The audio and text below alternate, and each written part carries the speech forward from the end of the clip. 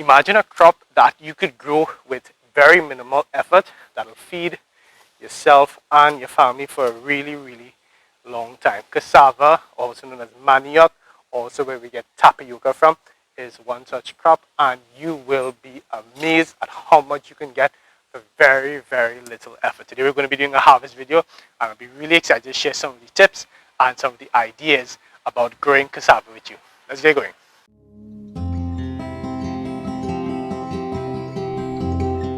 Hello everyone, thank you all so very much for making it for this video. This is Dylan from the Trinidad channel, and I'm so happy that you're here for this video because we're going to be doing a harvest of a amazing crop that you can grow in anywhere that has temperature like Trinidad, anywhere in the wider Caribbean, Latin America. It doesn't do very well in colder temperatures, so I'm very sorry about that for people that live in colder climates, but it does get exported, so you're fine. This is cassava, also known as manioc, as our ancestors would have called it in Trinidad. The Taino and Calinego, the native Amerindians, would have called it manioc. Sorry, that's the word that we know. I can't speak for them. I wasn't there at that time. But it's known as manioc across a lot of Latin America as well. And known to be a common name for the crop, as well as this is where we get tapioca.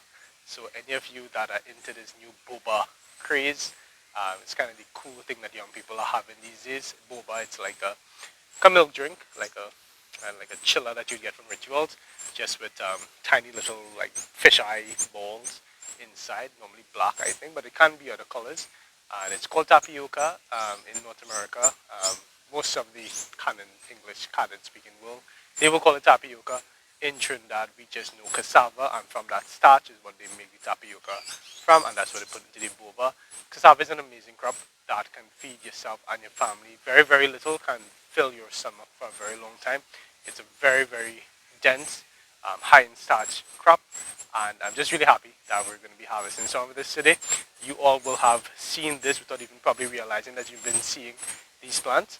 The very first time, right in this area here, I had done a no-till garden bed, and I'll put up a clip of that video so you can see what these plants are looking like about 7 months ago. Normally, cassava is harvested within a year, so by a year it's fully mature, but you can start harvesting it from about 6 months. This here is about 7 to 8 months that's been in the ground, and I'm going to be doing a harvest today. It can get bigger with time, and it can last even longer than a month, and it doesn't also store very well. So if you're harvesting your cassava, harvest your cassava when you know you're going to be having it within a week or 2 weeks. It doesn't store as well as something like yam, which can stay months. Cassava, if it's not in the right environment, can spoil fairly quickly. So harvest it when you're ready to use it, and try to buy from fresh farmers that you know that are going to be harvesting the cassava fresh. So you're going to get straight into the harvest today.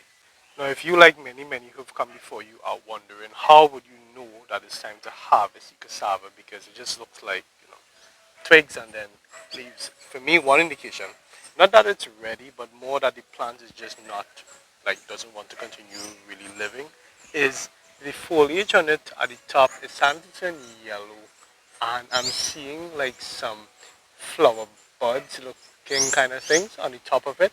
So one is that I know that I planted this in an area that was purely experimental. There's like gravel on it there, so not even that much soil. So these plants I knew wouldn't be very, very happy to be growing here for very long anyways, because you could leave it if you have the right soil. You have just basically proper soil, even if it's clay, you can leave your cassava for a long time, even longer than a year. But this is not the best growing conditions, and the plant is letting me know that by the leaves turning and not looking very, very healthy. So I know that this tree is ready to not give up on life, but pretty much wants to be done with the situation here. If you don't have my situation going on here, where the plant itself is indicating that on the leaves can look really good even after a year. Cassava grows amazingly, even if the soil is not the best. This is not even soil, so it doesn't even qualify as soil as on the best. It's just not soil, it's gravel. You can come and just get your little garden fork or something, and see what I've done here is I had some gravel on top, and I just moved it, and you'll see coming from the stem of the tree, what we would call normally that's the trunk, you would see tubers. Anytime after a month you can start pulling it back. Don't disturb it too early on, but after about 6 months, sorry, did I say a month? After about 6 months you can come and have a look, and you'll start to see hopefully some tubers. Now I know that this plant here started to show signs of the leaves turning not the very best about a month and a half ago, when this plant still looked pretty healthy. And it still does look a lot healthier, this one over here. So today we're going to be harvesting from this one. And I'll just leave this one in for a few more months because I don't need to have so much of cassava. I also can come across, so what you can do is, normally the most exciting thing to do if you have a good back and you're really strong is you can just come in and just pull on this and lift the entire thing out, but that can hurt your back if you're not careful. So what you could do is just come in, right, and just start looking around to see if there's anything forming on there. So you see I've just removed this, and here it was really thin, but here I can see that there is some kind of tuber forming, and the tuber is going all the way down here underneath this little bit of cardboard that I had used for the no-till garden bed. So you can see that. So wow, we've got some. I think this bit here is coming from that trunk over there. But over here, within just 7 months, and not the prescribed 1 year, even you could have seen it growing for longer, we have cassava coming on it here, which is amazing, amazing, amazing. And what you could do, another tip, is that you don't have to harvest all of this at once. Remember, I told you it doesn't store very well. So if you know you don't have people to eat all of this at once, you could just come in, take a little cutlass or something, or a knife, and just detach this bit here, harvest this part of the root, the tuber, and leave this here to continue growing. And if you're leaving it to continue growing, then cover it back up. I'll let it continue growing like that. But I'm going to try a little He-Man, Superman thing and try pulling all of this out. You have to be careful when you're pulling it out, because in trying to be He-Man, Superman, you could end up hurting the tuber.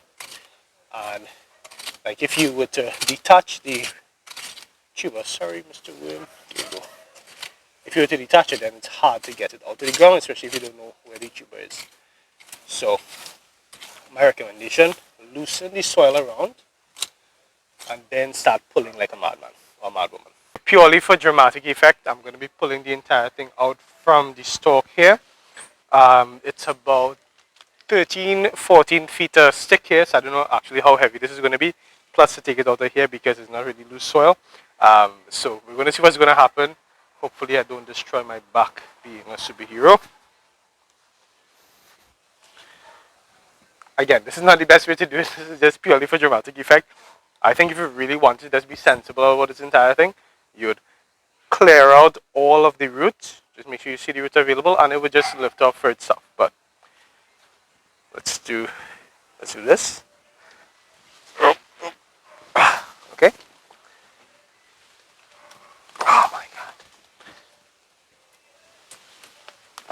Oh. Wow.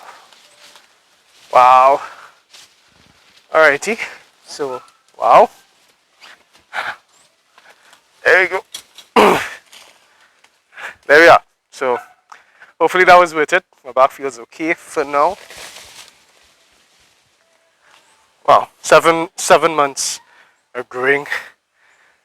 I think I broke off a little piece there. See, that's what happens when you try to be too fancy.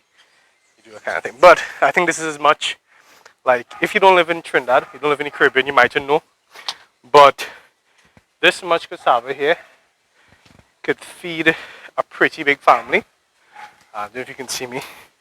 This much of cassava here could feed probably about a family of 6, 7, 8 people, because you don't need to eat a lot of it to get really, really full. I remember being in barbecues and taking a lot of chicken, a lot of cassava, and by the time you finish your cassava, because we always thought finish your staple first, then go for the meat, you don't even have space to eat any meat after that, because the cassava itself is so dense, really rich in starch. This is why for us we don't really miss potatoes, because we have the option to grow crops like this, which grows really, really well in our climate, and can actually pound for pound give us more calories and more energy, more carbs, more starch from it, and just amazing. I'm going to bring you all into the landing site here so you can see what came out of the hole. Right, so as I think I might have mentioned just now, I think I broke off a bit of the tip of one of them, being fancy. So I'm just going to come in here with a little garden claw and see if I can salvage any piece of the cassava that I may have broken off. Now that's the thing about just pulling it up, you don't know exactly where to look, so if I don't find anything, I mean it's not the end of the world. It wasn't the biggest piece, but yeah. So as you can see, like, this is not actually soil. This is literally just there's soil and compost on the very top, and it's like gravel on here. I had done like one of those really bad raised beds 3 years ago, and this space here just hadn't been used because I mean you just have to realize that it's not a good idea to put gravel and then put soil on top, because plants like tomatoes or peppers, they don't really like this. But there we are. Okay, so I'm not going to be looking anymore for anything else in this area here, because I don't want to disturb the roots of this cassava over here. So I think what the surprise was for me is, like, I had seen the good thing about pulling it up like that is that you do get a bit of the surprise effect. I had seen this one on the surface and this one, but I hadn't seen this big one over here, or this nice mama jama underneath here. So I would say this is probably close to about 15 to 20 pounds of cassava. And again, like, I picked it now because I could tell that the foliage itself hadn't been looking very good. But this could have stayed, and like these tubers over here would have filled out a lot more, and could have got something as big as this. And this one here could have gotten really, really thick. And I mean, if you've ever dealt with cassava before, um, this one here is really a pain to peel. So, you know, that's my fault. And even on the here, there's possibly more potential that this could have done. And again, if I had wanted, and if I had been sensible enough, I didn't have to do this video for YouTube, I could have just cut out this piece here and use this for a family or two. Then cut out this piece here again, use this for another family or two, and left the rest to grow, and it would have continued growing. The plant could have stayed there for a lot longer than just 1 year, even though this has just been 7-8 months. Okay, so there we go. I hope that you have enjoyed this video, and more important, I hope that you've learned something from this video. I really hope it's going to encourage you to take your own food security into your hands and grow nice dense crops like this. Doesn't matter how bad the situation is, you could have some free food right at home growing. This was a very low maintenance plant. It's one of the most low maintenance plants. You can get this planted and almost forget the cassava, and it'll feed yourself and your family for a really long time to come. And everything here that you're seeing, I'm going to be using all of the hard sticks here.